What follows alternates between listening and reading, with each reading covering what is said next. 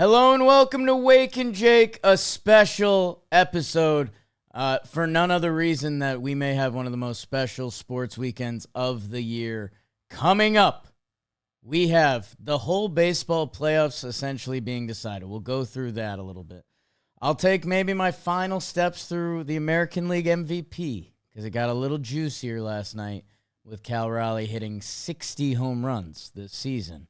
And I know a lot of you don't come here for your foosball, but it's a big college football weekend. 2 7:30 games that are kind of must-watch if you live in that area, with an NFL weekend. BBD's Jackson Dart getting his first start on a Sunday that'll have all the MLB games start at the same time, which let's see what kind of drama we get out of that. So let's tee it all up. Let's go through it all and kind of just the current standings. It was today's Wake and Jake was delayed. A lot of you may know went to Chicago, went to the Cubs game last night, and would normally do Wake and Jake on a Wednesday morning, which I discussed with BBD about doing. But because so many teams had off on Monday, it basically, baseball-wise, would have been recapping one game. So I figured let's get two more under the belt. That tees us up. I can fly back from Chicago. The hotel Wi-Fi was complete buns. So I'm sorry about that. It was the only problem. And it's one of those, like, the Wi-Fi worked, but it doesn't. Like, what is that? You can literally pull stuff up, but, like, not. Right. Like, if way you're you want using to. your phone on Wi-Fi, you don't notice it.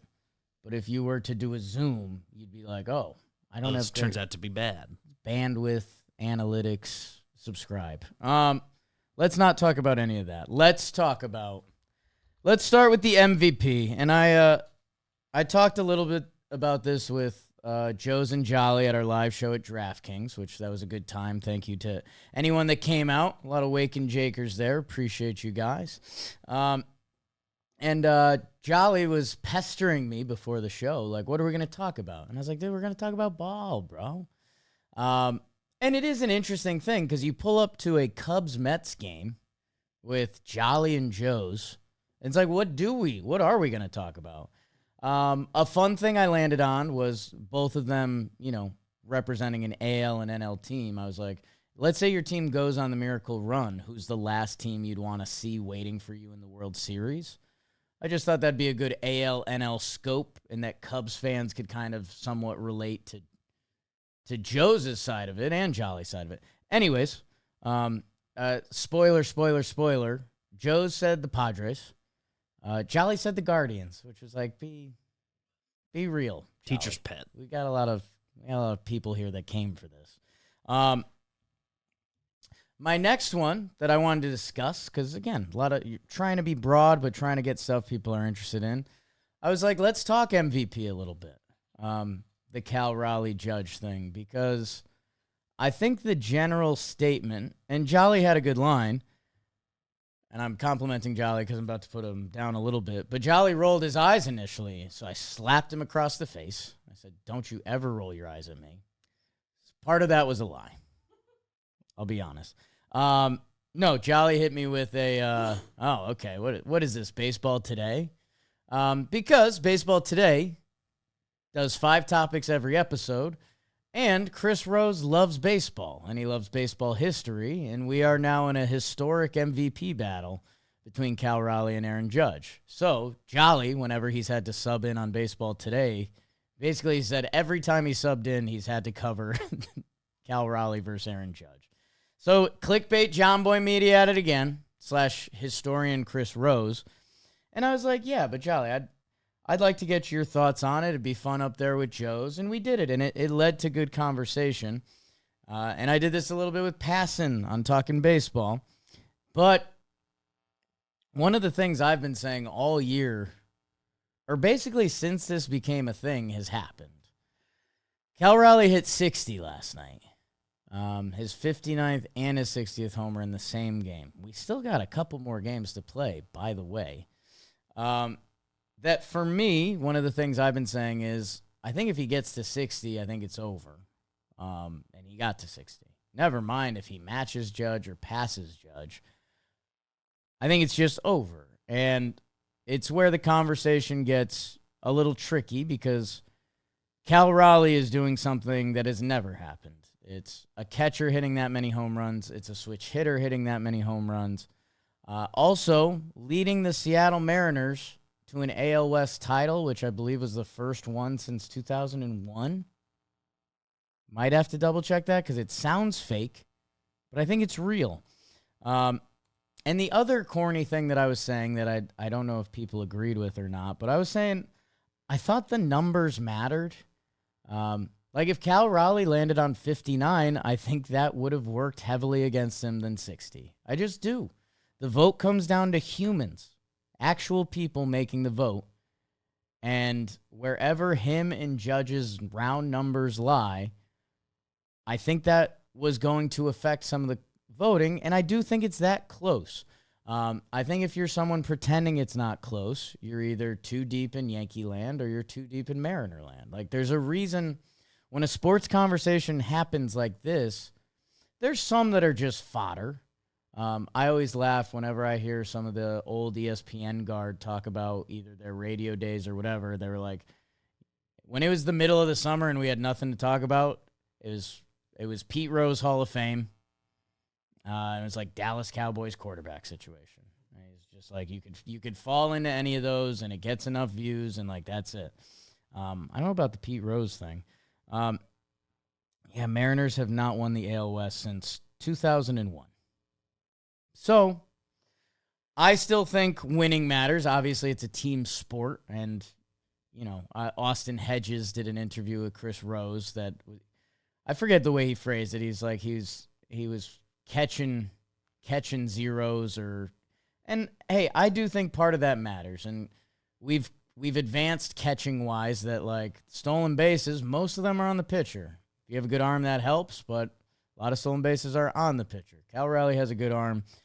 He hasn't graded out his best defensively this year, but 1 year defensive stats can be pretty loose. He's still been behind the dish. He's going to play, I think, $159 games if he plays every game this year.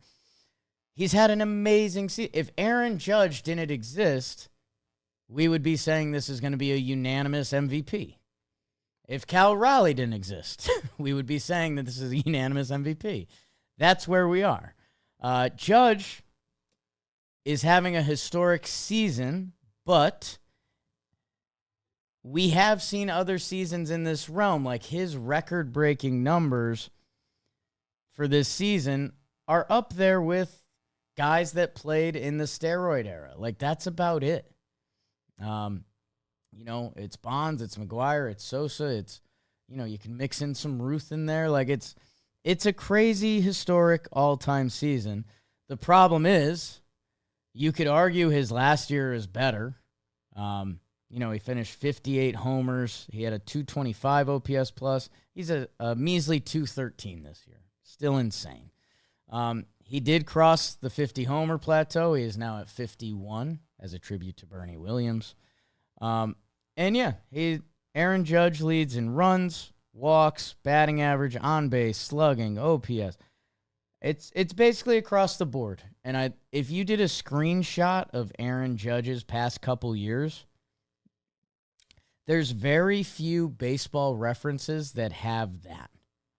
Like Aaron Judge's last 4 years look like when you click on Willie Mays or when you click on Babe Ruth and you just see all the bold light up on the page that you're like, wow, this is one of the guys. This is one of the guys in baseball history, the few that have ever been able to do something like this. The argument does become pretty simple, and this is what me and Passon did on Talking Baseball, so I'll try to tighten it up a little bit. That OPS has become one of the king stats, and it's because it takes two stats we value, and it's combined them. Like, this is the whole thing I've been talking about with statistics, and you feel like a crazy person, but it's like, okay, on base shows how much you get on base. Slugging shows how hard you're hitting it. Let's combine the two and see where that lands. That we've made that a pretty nice stat. It can get skewed by both of those stats either direction. That can show your on-base value or your slugging value. That sometimes that can confuse your all-around playerness, or the other stats that come into play that make a baseball player a baseball player. It's crazy that this is even a conversation. Anyways, and WAR obviously has become a big one, which is another accumulation stat, but accumulates things interestingly. I think my strongest WAR opinion and why it's become so king is that I think WAR is really good at telling you who the best players are. I think that's its strength. But did we really need help with that? I don't know. Maybe we did. Like, you could go back and see years and MVP votes that could have went differently if WAR was appreciated how it was.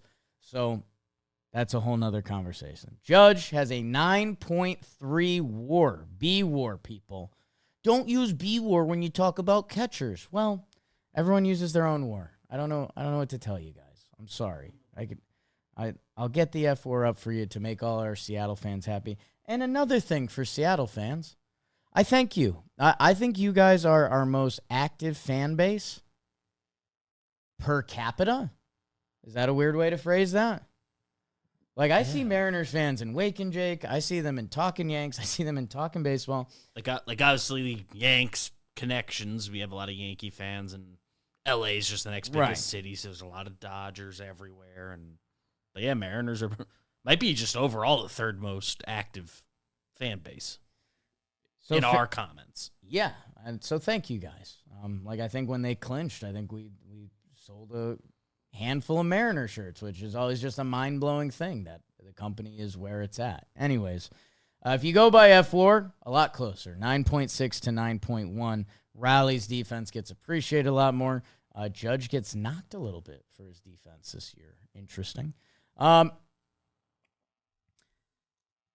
still interested to see what the voters do because I don't know the answer. I mean, maybe there's enough people that look at B-WAR and see a big enough gap that they'll go that way. You can go either way with your opinion on, the baseball writers that tab their ballot. Is that a phrase? Sure. So weird, Jake. The baseball writers that fill out their ballot, do they like the history of Judge? Winning 3 out of 4 MVPs, winning back-to-back MVPs, just becoming this historic all-time slugger that I talked about. When you look at the bold on his baseball reference, it's entered a historic level. That the other thing, I asked Joe's McFly, I was like, would you be sad if Judge doesn't win MVP? And Joe's was like, nah, man, it is what it is.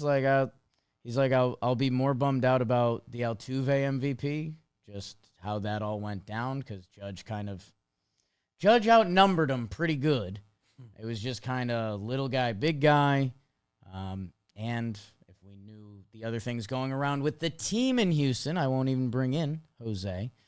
I think things would have gone differently that year. That there is an interesting side of this that Jolly asked me the question, so I slapped him again.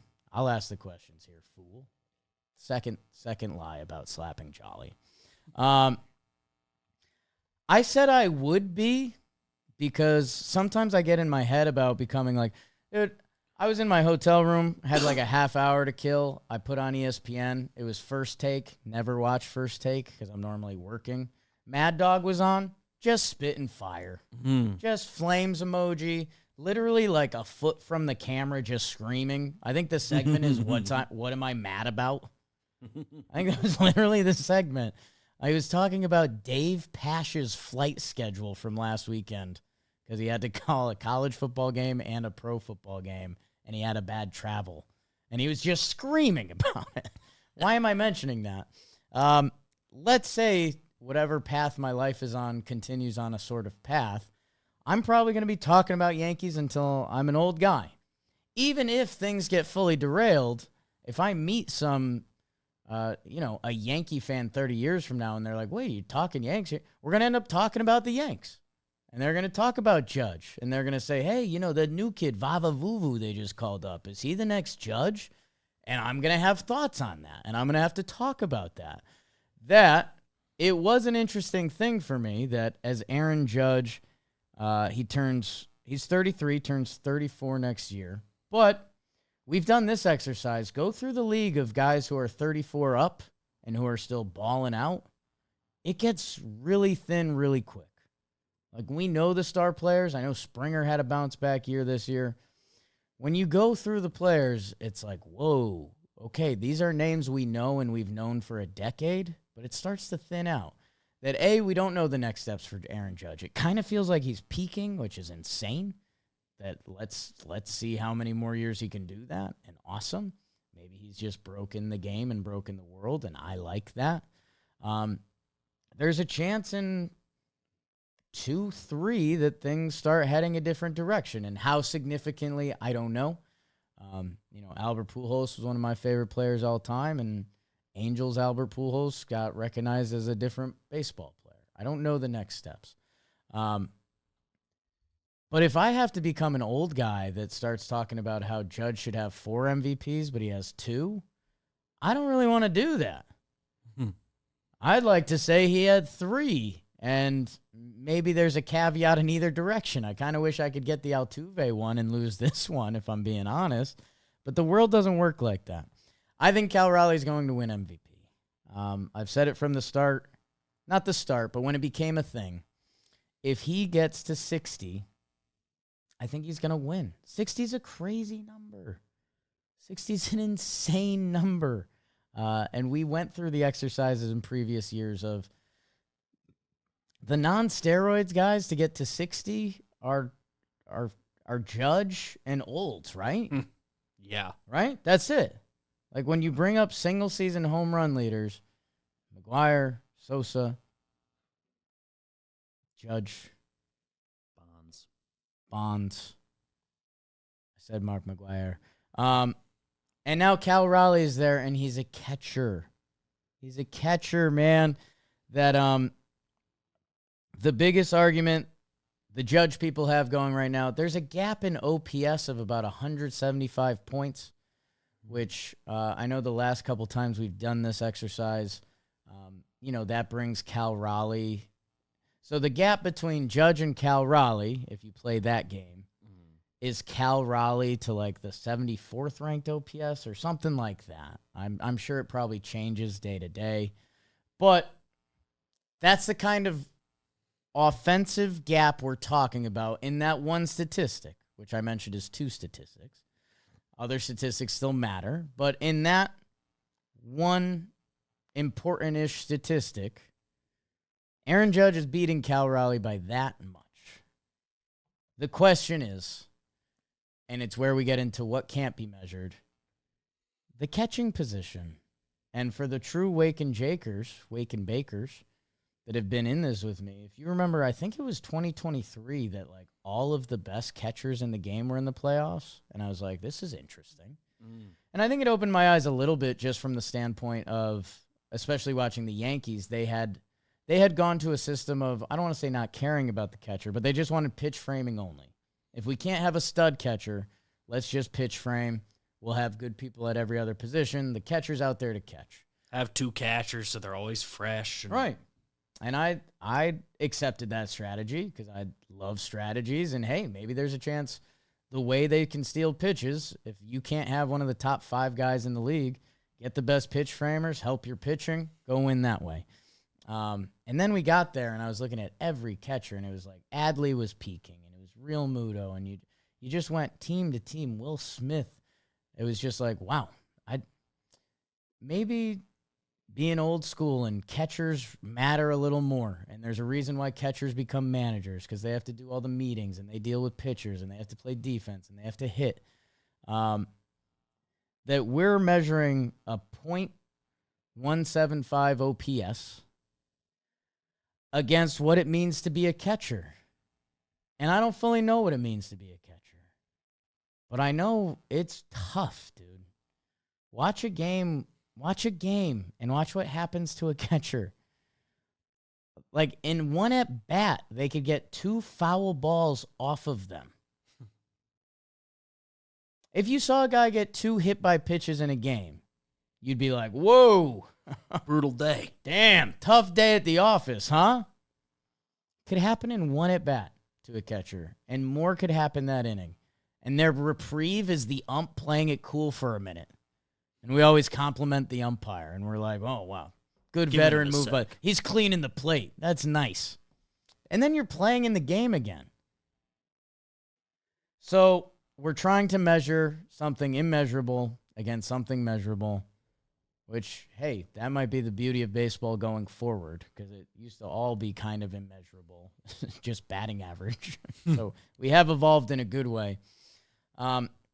I think Cal's going to win it. And the other thing that I try to do, I think it's something I'm good at, I think it's something important to be good at in life, is putting yourself in someone else's shoes.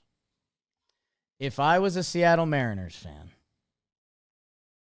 and I saw Cal Raleigh have the season he's had, and there was articles before the season about how people can't hit at our ballpark, and my team hasn't won the division in 24 years, and my catcher has the most home runs by a catcher. He has the most home runs by a switch hitter. He passed Mickey Mantle. It's called Most Valuable Player. It's supposed to be a debate. And we have different ways to measure value. And one of the most respected ways of measuring value tells you it's Aaron Judge. I, with 0% confidence, can tell you Aaron Judge is more valuable than Cal Raleigh. I can't do it. It's a catcher. I cannot do it.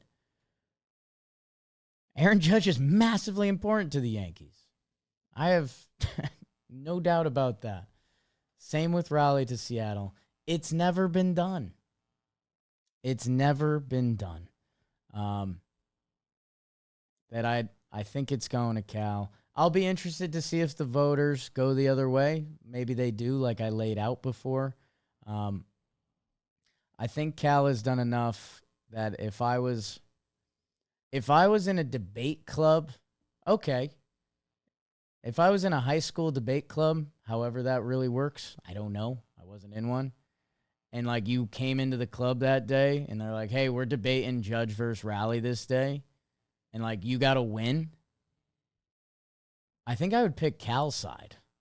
I think there's more ammo there. So, again, trying to be neutral, like, Judge might be having a better all-around season.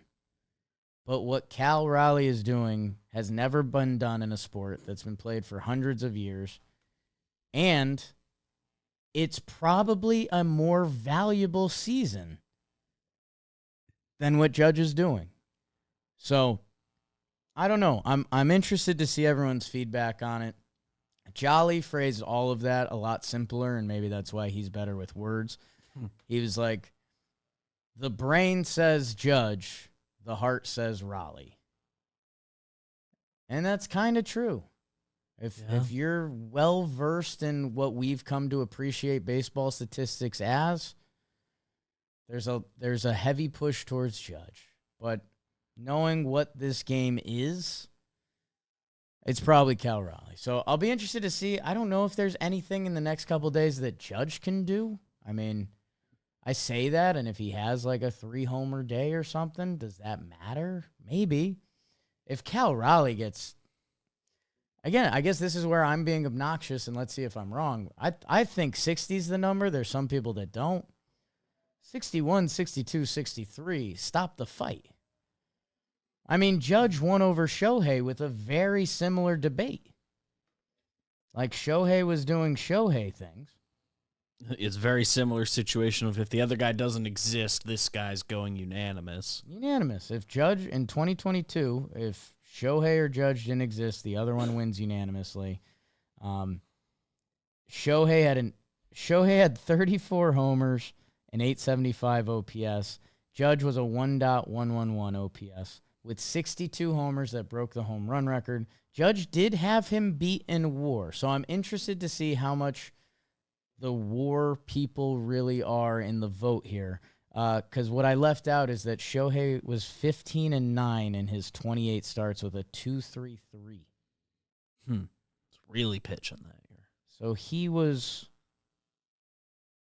finished fourth in the Cy Young that year while having an 875 OPS in 157 games. So again, it's a similar exercise. The only difference there would be WAR. That I guess there's still a chance that could kick in for Judge. And like, if the Yankees somehow sneak out the AL East, will that matter? Maybe. Yeah, and a part of the argument for people throughout the year, and especially the second half where the Yankees haven't been in first place in their division, was like Raleigh, especially now that they've taken over. Right. Like, they're winning the division, but the Yankees were already a game up on them, just not in first place in their division. But is that going to matter to anybody? Does anyone care about that still? They're both good teams. Like, I think that probably just negates it. Like, oh, both are good. So neither's getting like he's on a bad team, just throw it away. And I think the other thing I'll tell people, if you're someone that believes in the script writers per se, I tell the people on Wake and Jake, I'd say there's twice a year when I wonder if sports are just a hoax. Like if it's real. Like, there's such a big business and so many people consume it that they kind of get in the lab and they're like, how can we do this? How did the Dallas Mavericks get the 1 pick? I get it. Not accusing anybody of anything, but I know nothing. And maybe this is where I say sports are the best reality TV show, and that's where I normally land. But twice a year, I'm like, no way. No way. Judge versus Ohtani last year, New York and LA. Pretty big one for the sport. I mean, if you're an East Coast, West Coast person, Judge versus Cal this year could be the 1 and 2 teams, could not. That would be the baseball script writing for this season. I don't know if we'll get there. And the reason why I don't know if we'll get there is because nobody still knows what's going on in the postseason. Today's episode is brought to you by Brunt Workwear. Choosing work boots used to mean sacrificing comfort or durability. If they felt good, they didn't last. If they lasted, they wrecked your feet. Brunt Workwear finally ended that trade-off, designing boots that withstand the toughest job sites while feeling as comfortable as your favorite sneakers. They might be the most comfortable boots on this planet. I've got a pair with me right now, and it's about that time of year. It's about boot season. And Brunt is where you want to go, only if you like incredibly comfortable, high-performance boots. Brunt was tired of workwear brands cutting corners. You work too hard for that, so they built something better. Boots, insane comfort, built for the job site. And for a limited time, our listeners, you get $10 off Brunt when you use code BAKERS at checkout. Just head to bruntworkwear.com. Use code BAKERS, and you're good to go. And after you order, they'll ask you where you heard about Brunt. Do us a favor and tell them it was from this show. Brunt. Here's what you need to know. As of today, let's do the NL because that's so much easier, my friends. In the National League, the Brewers and the Phillies are going to be the 1 and 2 seeds. The Brewers are 95% going to be the 1 seed. They have the tiebreaker over the Phillies, so even if the Phillies were to catch them, the Brewers would have it. They've earned it. Brewers 1 seed, Phillies 2 seed. That seems to make sense. The other things we know, or we think we know. The Dodgers will be the 3 seed. Who they play, we'll get to. But the Dodgers are fairly secure. I think even with a win tonight, I think they almost guarantee. Yes. So the Dodgers will be hosting a wild card game. Still kind of wild that's in the thought process. Nuts. Although they're kind of, I know we've had a weird year with the Dodgers this year. They're 3 games set. They're kind of cracked, man. Yamamoto, Snell, Glass. It's not a, not an exciting prospect for whoever's got to face them. No, they still got the guys in the lineup, and they're one of the few teams that can genuinely play like okay, here's our season card. I didn't even mention Shohei, who his last outing was 6 innings. 6 innings shut? I believe so. Huh. That's pretty good. Someone at the live show asked if Schwarber could still sneak out the NL MVP. And I was just like, hey, guys, could Schwarber throw 60 good innings this year? Because Shohei's arguably out-hit him, and then he did the pitching thing again. So I'm sorry, Kyle Schwarber, but I don't think you're going to sneak back in. Other Dodger updates, Blake Trinan shaved his goatee, so that's how much of a funk he's been in. Roki Sasaki back from the IL through 1 inning last night, so put that in the Dodgers bullpen mix. What can he become? And boy, did the Snakes piss one away last night. After coming back against the Dodgers bullpen again, they went into extras, couldn't push it across. Dodgers win. Otherwise, that NL wild card would be kooky. Which means in the middle there, and with the Cubs win last night, it pretty much ensured that the Cubs will be hosting the San Diego Padres in Wrigley for 3. In Wrigley is tough. Was there literally last night. Amazing stadium. Great fan base. Go Cubs go. Slaps with any song ever written in this country. Just the energy behind it, what it means. It's a beautiful tune. The Cubbies, if we were doing our wild card NBA Jam baseball that I reference sometimes, they're in a slightly interesting spot. Cade Horton, who has been one of the best starters in baseball in the second half, left with some back stuff. I think it was precautionary that he's still lined up for game 1. Game 2 would be Matthew Boyd, who's had a great season and another solid start last night. And he pitched in the postseason last year. Like I might have to get over some of what I've visioned as Matt Boyd in my head for years. And he follows warehouse games and stuff. He's in our web. So I should be the biggest Matthew Boyd fan in the world. But again, coming off the Dodgers, where I just mentioned Yamamoto, Snell, Ohtani, Glasnow, it just feels a little different that it would be Horton, Boyd, Imanaga, who pitches tonight for them. And yeah, there's a nice moment that I think I can share. Before the game, saw Jamison Tyone, who we got. That. Yeah, huge person. We originally met him in 2020, right before the world ended. He was a Pittsburgh starting pitcher. We did a Talking Baseball episode with him. Kind of funny, the 3 people we talked to that Pittsburgh trip were Stephen Brault, who was one of the first co-hosts of the Chris Rose rotation. He's now doing baseball media stuff. Jamison Tyone, who's still in the league and friendly every time we see him, became a Yankee. We did some more stuff with him. Good dude, likes media. The third guy is Cole Tucker, who we just went to Barbados with, and we played in a cricket tournament. So, pretty good grouping by us. It was 3 of the nicest just guys in baseball the last decade. Nice cats. Walked up to JMO and, oh, dude, how you doing, man? Blah, blah. He's like, we're good, man. Good to see you, blah, blah. And, one of those honest ball player moments, he's like, I'm interested to see my postseason role. He's not sure. Is he going to be bullpen? Would he get a start at some point?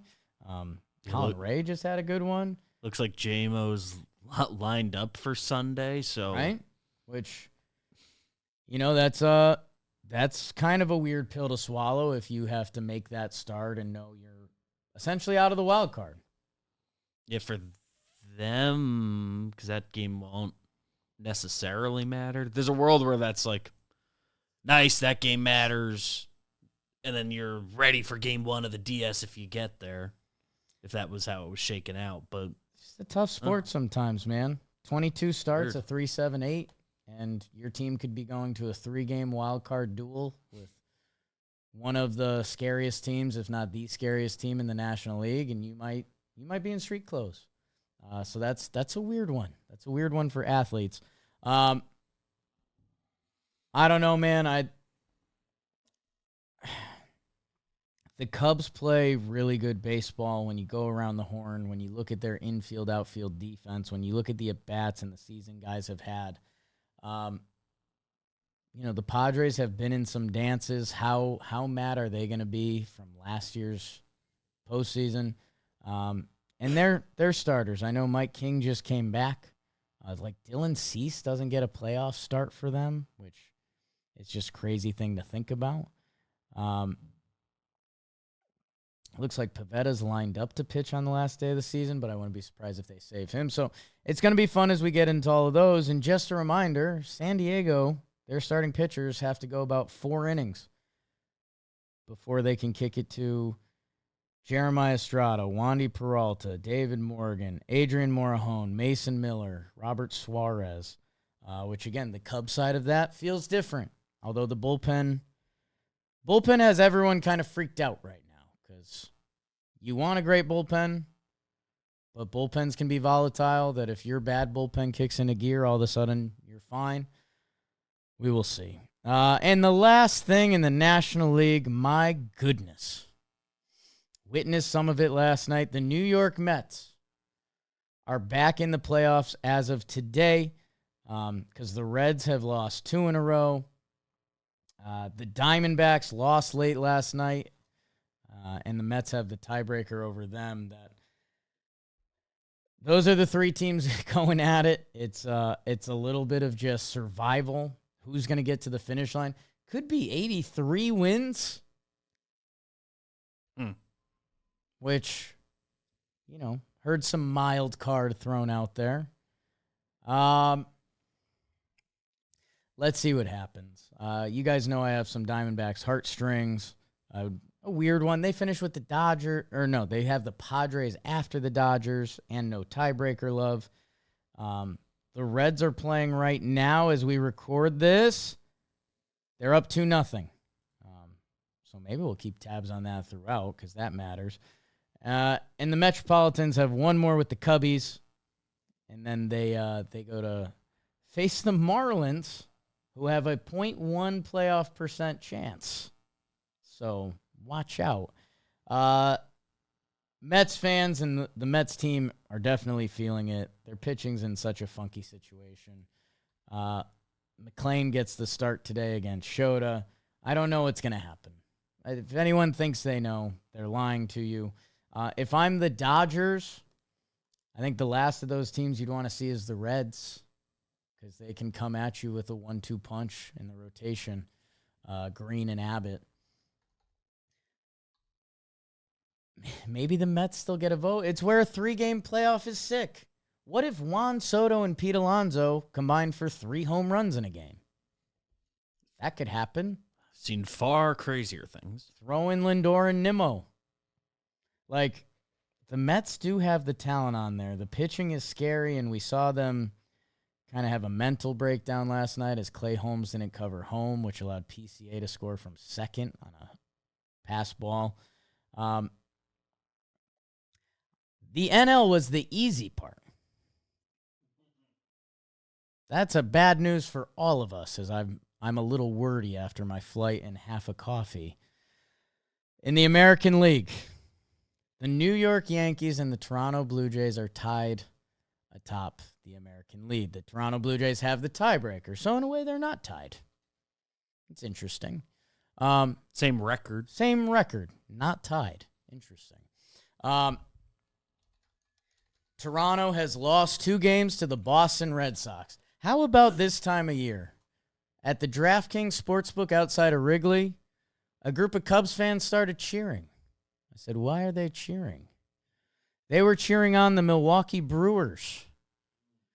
So you have Cubs fans rooting on the Brewers as Milwaukee was taking on, San Diego? And you have Yankee fans that have been rooting for the Boston Red Sox the past couple days to try to reel in the Toronto Blue Jays to tie the division. And they've got one more game tonight, Yankees against the White Sox as they go for the sweep. Toronto against the Red Sox as the Red Sox go to sweep them. Interesting. To all my Toronto people who listen to this, I'd like to thank you. Because I know Toronto fans, you guys hate Yankee fans, and I didn't fully process it at first. But it makes sense. I get it. Everyone kind of hates the Yankees. You're in the division with the Yankees. And I do think again, this is just a brewing theory. Toronto people can be pretty gnarly online sometimes.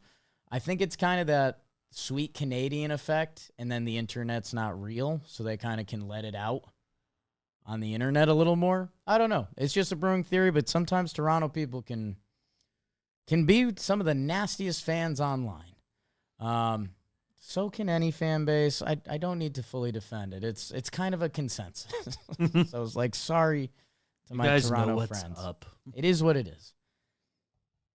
Man, that George Springer lip reading from my guy, where George Springer hits a ball down the line. It's a borderline fair or foul. Have we gotten Jimmy's final opinion on fair or foul on that play?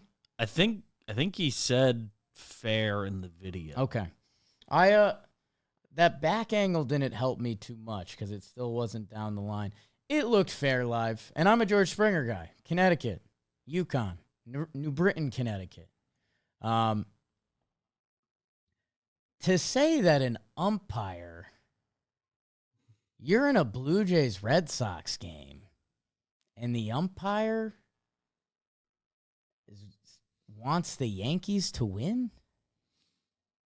I don't know, man. I'll get my final defense out of the way that we've talked about this with interviewing players. Like, when you play, you should be in a different mindset. It's you against the world, and you're crazy, and even the umps are against you, and they're thinking, I kind of get it. You go to a different place where you're doing anything for your team to win, and you might have just had a double taken off the board. So, like, I get it. Like, you should be hot. Like, we should expect that from athletes, and that's okay. Why are the Yankees even on your mind, Pa? You guys win a couple ball games, and the division was over. Instead, we're yelling about the Yankees to the umpire while we're playing the Red Sox. I don't know. That feels like you're thinking about the wrong things.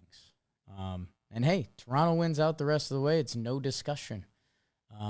They've got Bayo tonight, and then they go on to face the Rays, where the Yankees, one more with the White Sox, which, boy, did they make the first one scary.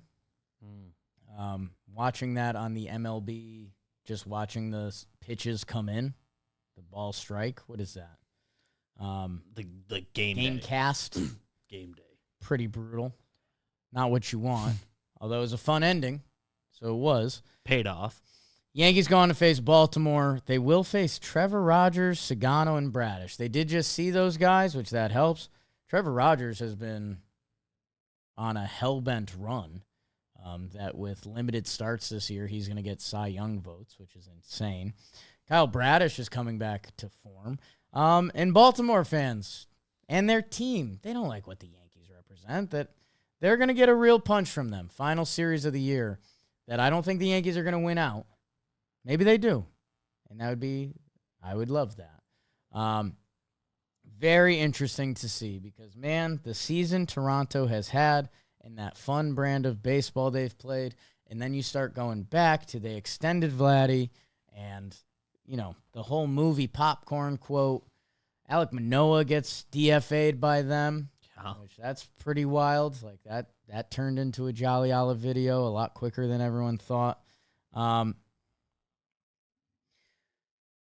Interesting week for the Blue Jays because, my oh my, if they find themselves in a 3-game playoff with the season on the line, it's not where they should be. It's not how good they played and how they position themselves. And if they do, if you're feeling that pressure and you're yelling at the umpires about other teams, I don't know, Pa. All this being said, this is coming from a Yankees angle. And if the Yankees blow one to the White Sox tonight and the Jays win, the East is almost Toronto. So that'll be interesting to see who runs away, who wins the AL East, because they're probably going to be the number 1 seed. So Yankee fans that have been down on their team for the summer, and rightfully so, the New York Yankees are fairly, like, it has them with a 45% chance to win the division, which would mean they'd be the 1 seed, which means the Yankees would be the best team in the AL after a lot of Yankee fans wrote them off this year. The The Blue Jays can still have it. One of them will become the top wild card team. The Seattle Mariners are most likely to be the 2 seed. There's still some funny business that can happen there, but this whole thing is funny business at this point. And this is where things start to get really, I don't want to say stinky, but a little bit stinky. Because the Cleveland Guardians have done the whole damn thing. From 15 and a half games back, they are now 1 game up on the Detroit Tigers. They play tonight. It has the Guardians with an 80% chance to win the division, a 96% chance to make the playoffs. From where they were, complete madness. Steven Vogt, manager of the year in the AL? I don't know. Dan Wilson? Who knows? Tune in. After Detroit, Cleveland heads to Texas that I don't know. Not sure what they're playing for at this point of the season, so we'll see if you get that fight or if you don't get that fight. But Cleveland, I mean, with a win tonight, they ensure making the postseason. So maybe a big one. Maybe the Tigers can find something. Maybe they cannot. One of the Houston Astros, Detroit Kitties are probably going to end up outside of the postseason. Houston has been limping for a little while. They have no tiebreakers, and they are a game back of the last wild card. So they really need to start winning, which they have not been doing a lot of that, and they need things to bounce their way. Houston, man, we had them penned in for a long time because of who they've been as a franchise. They have a top 2 in the rotation. We recognize the top of their lineup. Framber pitches tonight against the Athletics in kind of a must-win game. If they win that, they head to Anaheim for 3, which, hey, never say never, right? They're facing Kyle Hendricks, Caden Dana, and Sam Aldegheri. Came to the office, Italian. Is it inconceivable that Houston wins 4? Not at all. I've been throwing out a lot of percentages. Maybe you throw them out the window. It says Houston has a 25% chance of getting back in this mix. Detroit could be one of the biggest collapses of all time. I think divisionally they already are. I think it was 14. I think that might have been the Bucky Dent Yanks ad. How are you, Bucky? I believe it's in a lot of ways worse than that. It's an article I read the other day. It will be both the biggest comeback and biggest blown lead in history. 78 Yankees had the biggest comeback at 14 games, but the biggest blown lead is 13 games because the Yankees came back from 14, but they were in 4th place at 14. So their lead on the division was 10 games. Interesting. Analytics. How, depending, and this is where the AL gets tricky, and I actually feel bad that I wish I won't say I wish I had more for you. I wish, like, what happens tonight changes the scope of the next couple days. Let's say Detroit beats Cleveland tonight, and Boston beats Toronto. Okay. Boston and then Detroit are playing to finish this season. What are those games going to be like? Boston has been one of the most volatile teams this season. Second half, they haven't been as much. I should say that. Detroit wasn't volatile until about a month ago, and now it's become one of the saddest baseball team stories, baseball-wise, ever. What if Toronto wins tonight? And Boston goes back a game, and Detroit wins. Like, then Detroit-Boston becomes another playoff series. And then are we going to have to make decisions who's pitching on the final day? Does Detroit have to press the Scooble button? If you're Boston, you don't want to be in that position. That I don't know. The AL is so chaotic. I say you can't talk about it as I'm talking about it. But it's so minute by minute. The Yankee fans could lose all their divisional hopes tonight. Red Sox could be almost locked into a playoff. They can be locked into a playoff spot tonight with a win. With a loss, they leave themselves vulnerable, at least positionally, in the wild card and playing Detroit. It's baseball, people. I know Detroit, it's been as ugly as it possibly gets, but sometimes you win one game, and then you win another, and then the sun starts to feel good again. Stay tuned this weekend. It should be a fun one for baseball. I'm excited to see how the storylines lay out. And if you are a sporty girl like me, there is a lot more on the docket. Let me walk you through the football just a little bit, because tonight it is Thursday. So we'll be tuning into some birds. Seahawks, Cardinals. Rawr! Either bird make that noise? Seattle -1.5 on the road. Both these teams are 2-1. How fun is that? That's fun because one team will be 3-1, and we'll be talking about, are they one of the best teams in football? One of the teams will be 2-2, and we'll be talking about the bottom falling out on their season. Two quarterbacks in a fun spot. Kyler, good, but Cardinal fans kind of want a little more out of him. Sam Darnold kind of has just been steering the boat at this point. 4 touchdowns, 2 picks. And as we stated previously, Kenneth Walker III has one of our favorite nicknames in the sport, K9. So we'll be tuning into that. I must leave the NFL for a second, because holy smokes, college football is dropping one on us. And I'm not talking about Friday night, Florida State, Virginia, TCU, Arizona State. Those are actually great Friday night watches as you're checking in on your football team. But Saturday, college football has really rolled something out. I could tell you about the early games. Ranked USC versus Illinois. Sure. Illinois just got rocked. Notre Dame versus Arkansas. Check in. Ohio State, Washington. Sure. Let's get to 3:30. Because we now have the Kiffin Weeks Bowl. If you know, you know. Lane Kiffin, Ole Miss's head coach, his daughter went hard launch on Instagram with her boyfriend.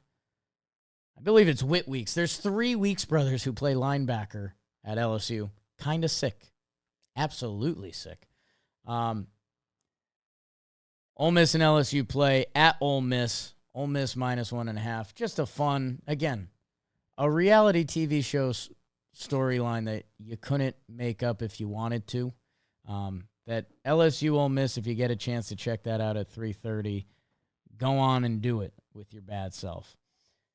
We haven't even gotten there yet. 7:30 p.m. on Saturday. Alabama versus Georgia. Sure. Go Dogs. Roll Tide would be the other side of that. Georgia's favored. Alabama still in this weird, are they Alabama still? They lost to Florida State opening weekend. Nice bounce back against Wisconsin. Who are they in this college football season? At Georgia. We're going to find out what Kalen DeBoer has going on with his Tide. You guys know I don't just toss picks out there. I like both the favorites in these games. Georgia -3.5. Georgia's SEC record the past couple of years is absurd, and they're still Georgia. While Bama, I don't know if they're Bama, and they haven't kind of been with Georgia. That line surprised me. Feels like bait, which maybe that's how they get you. I'm probably going to parlay it. Oregon, Penn State, both games at 7:30 p.m. Oregon is 6. Penn State is 3. At Penn State, they are -3.5 point favorites. Feels like the Ducks are one of the sexiest programs ever in sports. Unis, Pacific Northwest, fun colors. Penn State, it felt like they lost kind of all theirs. I mean, they kind of go with the boring uniform because it's historic. They're back in the mix. They're 3-0. It's at Penn State. Should be 2 great college football games on at the same time. Give me both -3.5. I think Penn State is good. They have one of the best college football quarterbacks. Although, more from Oregon. Some people are saying he's the next young guy. There's also a lot of good fodder that there aren't good college quarterbacks this year. It's a developing thing. I think as we get later in the season, there's so many transfers and there's so many new coaches that I think by the end of the season we'll be talking about guys differently. But very interesting spot for college football this year. Back to the NFL. And remember, Sunday, all the MLB games start at the same time. So we're going to be tuning in for that drama. And I have fantastic news for some of you. Grab your coffee. We are heading to Ireland for Pittsburgh versus Minnesota. Minnesota's staying across the pond for 2 weeks to play football. How weird is that? You know, we always think of like the star running, like, oh, Justin Jefferson. I mean, Jetta's going to be good. Imagine being like the long snapper or like the practice squad players. Wait, I'm going to be living in Ireland and Berlin for 2 weeks? I'm sure the teams hook it up pretty good. But like, just wild. What if you get cut? Yeah. You get waived. 2 weeks? You get injured. Go to a hospital in Ireland? Anyways, that game will be on at 9:30 a.m. Usually NFL Network. Usually Rich Eisen on the call. Pittsburgh, 2-1. Mike Tomlin, absolutely. The Vikings, they've been one of the more fun teams to watch this season. They're also 2-1. So that whole 2-1 thing I laid out before, that's kind of fun. You either go to a great team in this league or you go to kind of on par with everyone. Minnesota -2.5. I don't know. I might stay away. I have a little bit of Steelers stock that I'm scared about. If Rodgers somehow makes it through the season healthy, he is old. People are big in that league. The 1 p.m. games. Commanders, Falcons. No, thank you. Falcons just got embarrassed at the party last week. Washington, a road -1.5 point favorite. I don't know what you do with that. I don't know if you need to watch that. Saints versus Bills. LOL, same. Bills -15.5. One of the biggest spreads of this young season. 3-0, 0-3. No, thank you. Lions, Browns. Browns coming off their win against the Packers. Detroit, 2-1, -9.5. They feel back from the opening weekend. Sun God playing well. David Montgomery playing well. Lions look like they're back at it. Still a big line that I don't know. This is when Vegas starts to get locked in on the season. It was interesting hearing Bill Simmons talk about it. He's like, week 3 traditionally is a good week to make money because it's the last week that Vegas still doesn't really know the teams. I don't know. There's a theory there. Panthers, Patriots. I'm interested just because I don't know what to do with either of those teams. One of them will be 2-2 and smitten with their young quarterback. One will be 1-3 and not. Still not a great watch. Go Chargers, go. 3-0 Chargers come to face the Giants in beautiful East Rutherford, New Jersey. Jackson Dart making his first start. Not a debut, I guess. He's been out there. Chargers have been one of the darlings of football so far this year. Harbaugh, Herbert, the H's. Chargers are 3-0. I don't know. Let's make a memory, Giants. I'll take the +6.5. We're at home. Jackson Dart. Give it to Scattaboo. Give it to him every play. That's what Arizona State did, and they went to the college football playoffs. It's a certain form of entertainment with the Giants. Let's see what that is. How's your 3-0s? Eagles, Buccaneers. Buccaneers have been a thorn in the side of Philadelphia. Philadelphia road favorites -3.5, which means Vegas, A, thinks they're better, which they are, we believe. And it thinks they're going to learn from their lessons of having a couple tough losses to the Buccaneers in the past couple years. Kind of a must-watch game if you're in this football season.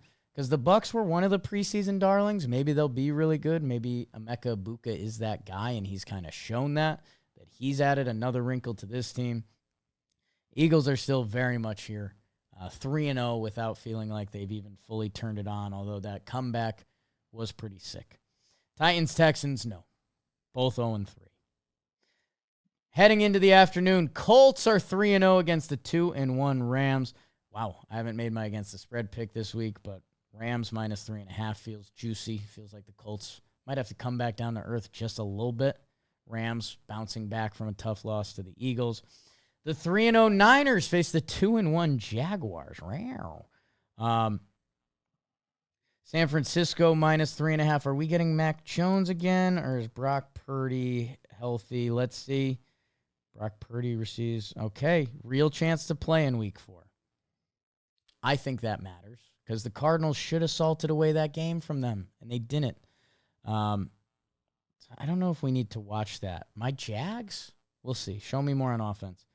Chiefs, Ravens, both 1-2. Wow. One of those teams will be 1-3. Isn't that interesting? Baltimore, a minus 2.5-point favorite in Arrowhead. The Ravens have kind of outplayed their other team in each game. The Derrick Henry fumbles are now a thing. Yeah, that's an interesting one. I need to process that on the fly. I don't know. I think, dude, the Chiefs' talent is in such a bad spot that my soul wants to go Chiefs. Like a chance to knock everyone's mad at the Chiefs. They don't play pretty. They're not as good. Everyone still likes the Ravens. If the Chiefs could win a game at home, Mahomes and Andy are still there. They've been in close games. They could feel very different. I don't know. Chiefs giving points at home. That's interesting to me. Bears, Raiders, no thank you. Let me know what comes of that. And at night, Packers at Cowboys might be must-watch for all the wrong reasons. Might be how many points can the Packers hang on the Cowboys. They have looked so bad. We're going to find out what fight they have in them because it got ugly. And then we'll be talking to you a lot on every different platform. Yanks, talking baseball, Wake and Jake. But Monday, a double dip. Jets, Dolphins, both 0-3. Hardest of passes. And Bengals, Broncos, 2-1 versus 1-2. My Horsies playing the 8:15 game there. Broncos minus 7.5. Feels a little high, but Browning did look bad last week. Broncos record arguably should be a win better. The Indianapolis field goal disaster. No Joe Burr, pretty tough. So if you're a football person, well, A, you're going to be watching the baseball. College football, if you can get there Saturday night, that's where you want to be. That's a double dip flipper of the year. And then on Sunday, wake up, we always watch the Euro games. We have our coffee. We settle into the day. I guess if Eagle Bucks get you going at 1, I kind of like the 4 p.m. slate a lot better. I think if you got a sacrifice, 1-4. Colts Rams should be fun. Niners Jags and weird fun. And then Ravens Chiefs at 4 is kind of that's what you want. Not the records you'd expect from those teams. So we covered a lot, people, because it's a massive sports weekend. The last weekend in September. Enjoy watching the sports. Enjoy watching the baseball. Enjoy watching the football. We are going to be back. We're going to know the MLB playoffs, which we haven't. We haven't known. We haven't known. We'll see what's going on. We're going to have to juggle Yanks baseball, Wake and Jake. It's going to be out there. It's going to be out there. You'll get something here. And I'm excited for it. If you are too and you've made it to this point, make sure you subscribe to the channel. Share with a friend. We will see you. Playoffs. Whew.